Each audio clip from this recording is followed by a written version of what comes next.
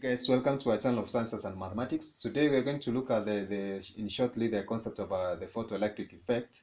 Now this is to complement other videos that we have discussed concerning the Planck's quantum theory and of course the black body spectrum.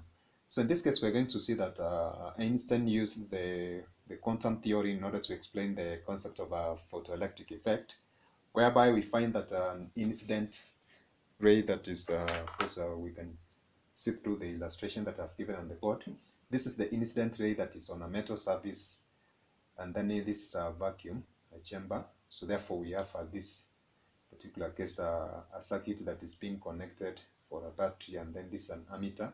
So therefore we are going to see that when an incident ray is on this metal surface, there are electrons being ejected from the metal surface, and then they travel, therefore completing the circuit in this particular illustration.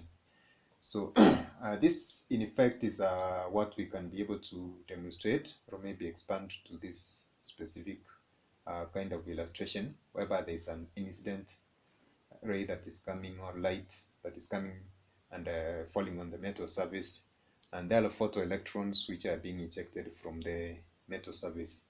Now graphically we can be able to represent this from the experimental data that has been performed, whereby we have a graph of the energy of these electrons against the frequency of the radiation. And now the concept of a photoelectric stems from the fact that when light is being shown on a metal surface, there are electrons being ejected, and we're going to see that there is a maximum kinetic energy that the electrons can have, and therefore which is not going to depend on maybe the intensity of the light that is falling on the metal surface, but on the frequency of this specific intensity. Therefore we are going to have the relationship between energy and the frequency of this specific light that is falling on the metal surface. And suppose we can be able to ask ourselves, does this effect only happen to specific metals, or we can have a range of metals?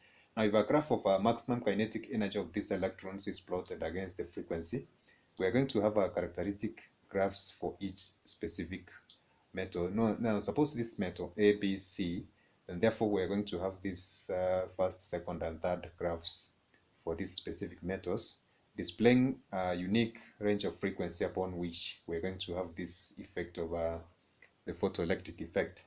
So therefore different metals have different frequencies upon which the photoelectric effect can be able to occur, and we call this one critical frequencies, below which there are no photoelectrons which can be able to occur or be emitted from this metal surface. Now we can be able to give a relationship, or the relationship between the energy against the frequency using the gradient of these specific curves, and we're going to see that the gradient of these ABC curves is going to be the same. Basically it's going to give us the value for Planck's constant, which is given as h. Now the concept of photoelectric effect of course means the principle of quantum mechanics, in a way that the value for Planck's constant h, which is found in this specific experiment, agrees with the Planck's constant which is found of course from the black body spectrum.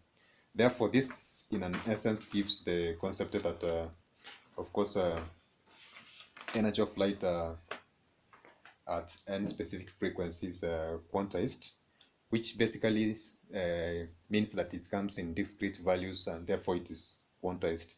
So therefore this one gives the concept of light being behaving as a particle, and at the same time, as we said, of course it can be able to behave as a wave.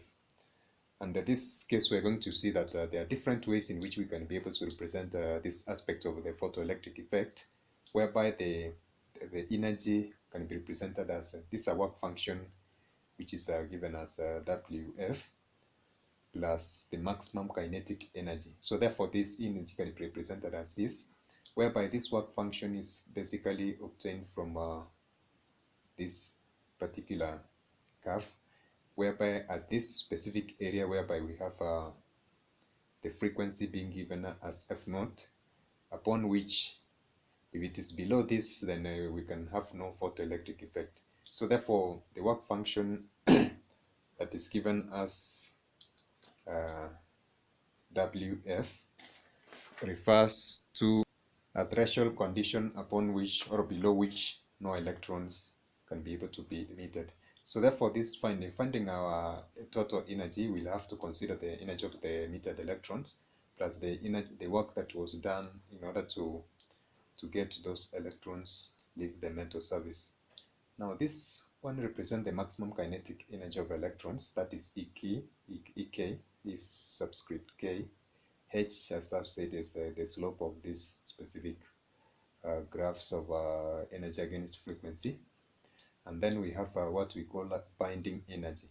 Now the relationship between the Planck's constant, the threshold frequency, and of course the binding energy can be given using this specific formula, where the threshold frequency is given as a binding energy over Planck's constant. So therefore, we can be able to find this particular relationship using of binding energy using this concept of a frequency, threshold frequency, and Planck's constant as given below. Now there's a relationship also between the binding energy and the kinetic energy and total energy that we have already demonstrated in this. So in any case we come across a formula maybe that is requiring us to find the maximum kinetic energy of the work function, then we can be able to use this specific formula in trying to find it.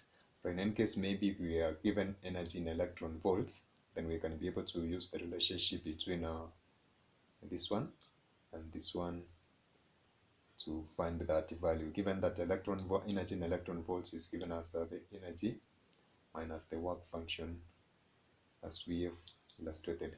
So in essence, this concept of a photoelectric effect is trying to show that there are different frequencies, or maybe characteristic frequencies upon which individual metals can be able to emit electrons from the surface when light is shone upon them. Now basically the explanation for this whole concept of a photoelectric effect gives us the impression that energy is released in discrete values, which are of course quantized as we said. Now this one adds value to what we have already discussed concerning the black body spectrum. Now this one with the Young's double slit experiment and the Compton effect, as I've been saying in other topics, is going to assist us to understand the whole concept of principles of quantum mechanics that we have already mentioned. I hope that this concept of a photoelectric effect, as we have illustrated, can be able to be, we have an illustrative way in which we can be able to show it. And of course, in case we come across it, then maybe I'm going to mention this, or we can do a revisit in order to find the relationship between different aspects that we have discussed, especially pertaining to the graphs that I've written on the board. So that is it for today, guys. Bye. Thank you. God bless.